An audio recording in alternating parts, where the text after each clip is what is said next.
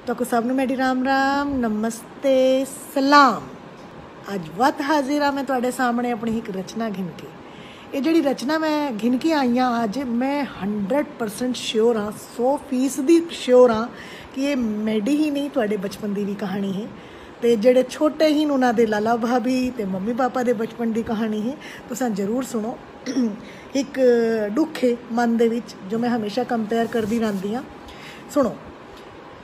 कित्थां गया दौर पुराना, कित्थां गई ओ ठड्डी वाह, कित्थां मिठे खूह दा पानी, कित्थां गई कुल्लड़ दी चाह। एक बरांडे दे विच बह के सारा टब्बर खांदा है, भरे भंडारे रांदे हन कल्ला भाऊ कमांदा है। भरे भंडारे रांदा है कल्ला भाऊ कमांदा है। टब्बर शब्बर मुक गए हुण तां सारे कल्ले रांदे हिन, कल्ले हसदे रोंदे हिन ते कल्ले बह के खांदे हिन। पुत्रां दे विच वंडी बैठी रोंदी बैठी कल्ली मां, पुत्रां दे विच वंडी होई रोंदी बैठी कल्ली मां। कित्थां गए ओ सांझे चुल्हे, कित्थां गई चुल्हे दी भां। सुनो। चिरके वेले उठ के सारे खूह तू पानी भरदे हन। मैं अपने बिल्कुल इस चीज़ की मैं गवाह हाँ। मैं भी उनके विच हम नाल छोटी जी घड़ी चा के वहदी हम अपनी लाला भाभी नाल। चिरके वेले उठ के सारे खूह तू पानी भरदे हन, मंझां ते गाइयां दी सानी लाला भाभी करदे हन। तड़के तड़के उठ के जाई, तड़के तड़के उठ के जाई डई रड़कदी रांदी है। चिट्टा ताजा बना के साकू मक्खण घिऊ खवांदी है। खादा उसी तसावी चिट्टा ताजा बना के साकू मक्खण घिऊ खवांदी है। हुण काफ़ी शाफी पींदे सारे ते पींदे हिन काली चाह।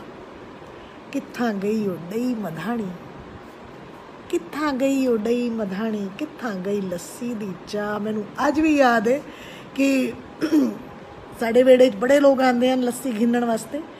ते भाभी सवेरे सवेरे बैठ हिंदी आई अपना डई ते कदी कदी मालण आंदी आई वो कर वेंदी आई। ते जेरे डैडे साडे घर लस्सी नहीं बनती आई ते असां गवांढियां दे घर वेंदे आसे ते लस्सी घिन के आंदे आसे। ते बड़ा मज़े दा दौर आई जल्ले भाभी लस्सी विच मक्खण पा के देंदी आई ते असां पींदे आसे। ते हुण एक गल होर सुनो। उस जमाने दी एक गल होर होंदी आई, असां जरूर मिस करेंदे इस शै नूं। सुनो। पीली चिट्ठी नीली चिट्ठी घर घर लिखी वहदी है। लिखी वहदी आई ना, तुसां भी लिखी हुई हो सी ते मैं तो बहुत लिखी है। पीली चिट्ठी नीली चिट्ठी पोस्ट कार्ड ते अंतरदेशी की गल करेंदी पईयां। पीली चिट्ठी नीली चिट्ठी घर घर लिखी वहदी है। रिश्ता नाल बोलण दी इवें भाषा सिखी वहदी है। खाकी वर्दी आले दाता रस्ता देखा वहदा है। अखां खिड़खिड़ वहदियां हन जड़ होड़ा ओ खड़केंदा है। व्हाट्सअप ते ईमेल ते वंज खूब सनेहे अपने पा। कित्थां गए ओ डाकिए, कित्थां गए ओ काले का। जेल्ले काला का बुलेंदा आई तो भाभी आदि अज घर च कोई आंदा पिया। भाभी उसनूं रोटी खवांदी आई, चूरी कुट के खवांदी आई। याद है गल्लां सारियां मेरे को। ते यही हुण साडे बचपन की बड़ी प्यारी याद साडे नाल है।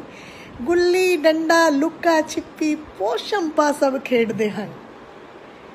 गुल्ली डंडा लुक्का छिपी पोशंपा सब खेडदे हन। खाली पईए साइकिल दे घिन के बाल रेड़दे हन। खाली पईए साइकिल दे घिन घिन के बाल रेड़दे हन। कंचे संचे खेड कबड्डी खो खो सारे भुल गए। कंचे संचे खेल कबड्डी खो खो सारे भुल गए। मोबाइल दे चक्कर विच रिश्ते सारे रुल गए। मोबाइल दे चक्कर विच सारे रिश्ते रुल गए।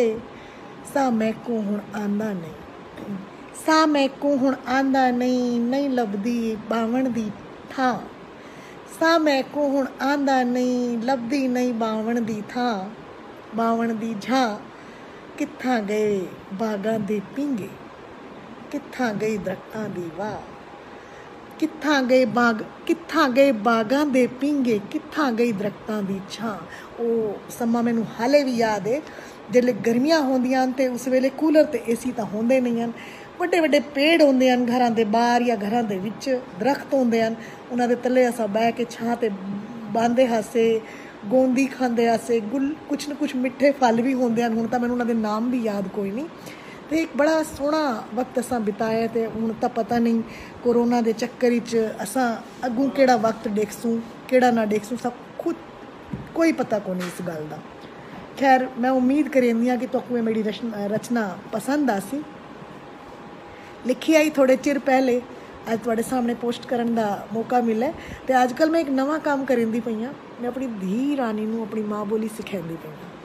तो मैं को उम्मीद है कि तुसां मीनस मैं को उम्मीद है तुसां मैं को सुनदे पाए हो। तो इस भाषा दा मीनस अगों प्रचार भी देखो किवें करेंदे आ। बहुत सोहनी लैंग्वेज है, बहुत सोहनी साड़ी माँ बोली भाषा है। देख मैं सच्ची अखेंदी पई हाँ, मैं को आप इतनी ज़्यादा नहीं आती। तुहाडे नाल 2 साल पहले बोली आई तो हुण वत बोलेंदी पई हाँ। किथां ना किथां एक अंदरों गिल्ट हम कि असां अपनी भाषा दे हो के भी असां अपनी भाषा नूं नहीं बोलेंदे। मेरा विश्वास करना मैं इत्थे तो बोल नहीं सकती, कित्थां बोलां। तो अज असां सारे एक मीनस कोशिश करूँ कि असां इस भाषा नूं बोलें, मैं यो आखसां। तो वत मिलसा तुहानू, तो आप सबको वत मिलसा एक नवी रचना के नाल।